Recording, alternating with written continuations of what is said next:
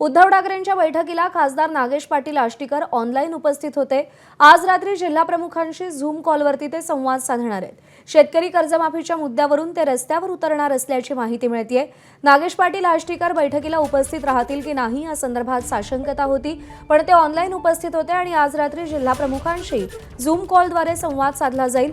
शेतकरी कर्जमाफीच्या मुद्द्यावर एकीकडे रोहित पवार आंदोलन करत असताना आता ठाकरेंची शिवसेना सुद्धा आक्रमक होताना दिसतेय। शेतकरी कर्जमाफीच्या मुद्द्यावर रस्त्यावर उतरून आंदोलन करणार असल्याचं निर्धार नागेश पाटील आष्टीकरांकडून केला जातोय। ठाकरेंच्या बैठकीला ते प्रत्यक्ष उपस्थित नसले तरी सुद्धा ते ऑनलाईन उपस्थित होते अशी माहिती मिळते।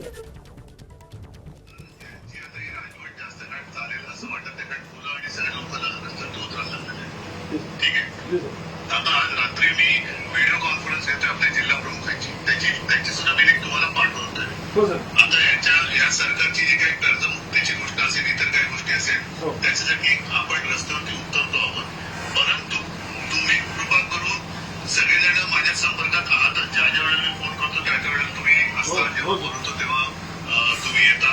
आज तुमच्या सगळ्यांची जी काही वैयक्तिक कारण तुम्ही सांगितलं ती मी आहे ती खरी आहे।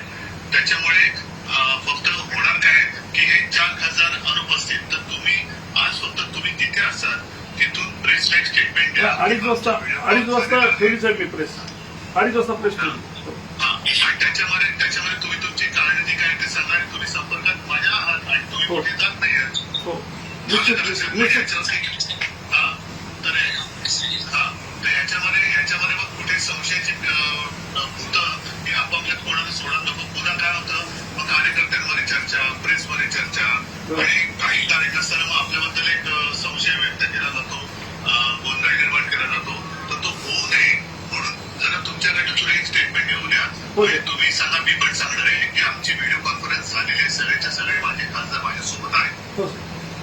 निश्चित। आणि काय करू, आज जरा मी थोडीशी 2-4 दिवसामध्ये तुम्हाला बोलवलं होतं, जरा थोडं मोकळं झालं की एकदा आपण परत घरी भेटू।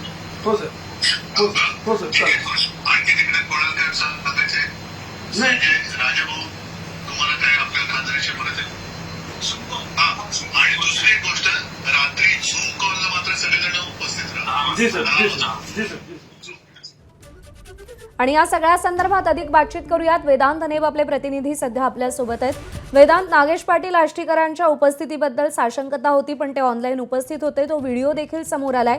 शेतकरी कर्जमाफीच्या मुद्द्यावरून आंदोलनाची दिशा कशी असणार आहे ठाकरेंची, आणि काय आदेश दिलेत उद्धव ठाकरेंनी आपल्या सगळ्या खासदारांना? ज्या प्रकारे कर्जमाफीची घोषणा सरकारने केली आणि त्या संदर्भात काही प्रश्न आहेत आणि तेच प्रश्न उपस्थित करा आणि त्यासाठी रस्त्यावर उतरा, अशा प्रकारचं मार्गदर्शन उद्धव ठाकरे यांनी या सगळ्या बैठकीमध्ये केल्याचं पाहायला मिळते। त्यासोबतच जे अधिवेशन संसदेत सुरू होणार आहे त्यामध्ये कोणकोणत्या मतदारसंघातले काय मुद्दे आहेत या सगळ्या संदर्भात सुद्धा माहिती उद्धव ठाकरेंनी या सगळ्या आजच्या बैठकीमध्ये घेतली। आपण बघितलं, प्रत्यक्षामध्ये 4 खासदार आणि बाकी 4 खासदार ऑनलाईन उपस्थित होते आणि ऑनलाईन उपस्थित असताना प्रत्येकाला उद्धव ठाकरेंनी त्यांच्या मतदारसंघातील काही जे प्रश्न आहेत ते त्यांनी विचारले आणि त्यांनी हेही सांगितले की जिल्हा प्रमुखांसोबत आज रात्री झूम कॉलवर मीटिंग घेतली जाईल, जेणेकरून जी संघटनेची बांधणी आहे किंवा संघटनेमध्ये किंवा पक्षामध्ये जे काही प्रश्न आहेत ते सुद्धा जिल्हा प्रमुखांकडून खासदारांच्या बैठकीनंतर समजून घेतले जातील। आपण बघतोय नागेश पाटील आष्टीकर, ज्यांचा मुलगा महाविकास आघाडीकडून नांदेड विधान परिषद जागेवर उभा आहे, त्यामुळे ते प्रचारात बिझी असल्यामुळे ते उपस्थित राहू शकले नाही। त्यामुळे प्रत्येकाला जे ऑनलाईन उपस्थित होते त्या प्रत्येकाला सुद्धा उद्धव ठाकरेंनी या झूम कॉलच्या माध्यमातून त्यांच्याकडनं माहिती घेतली, त्याशिवाय मार्गदर्शन केलं आणि म्हणजे कर्जमाफी असेल किंवा इतर महागाई असेल किंवा इतर जे मुद्दे असतील त्यावर कशा प्रकारे पुढची दिशा सरकार विरोधात ठरवायची या संदर्भात उद्धव ठाकरेंनी सांगितलं आहे। त्यांनी हे सुद्धा सांगितलं की काही खासदारांसंदर्भात ते प्रश्नचिन्ह उपस्थित होते किंवा ऑपरेशन टायगरची जी चर्चा सुरू आहे त्या संदर्भात आपण कार्यकर्त्यांमधील जो संभ्रम आहे तो दूर करावा आणि त्या दृष्टिकोनातून आपण सुद्धा स्पष्टीकरण द्यावं।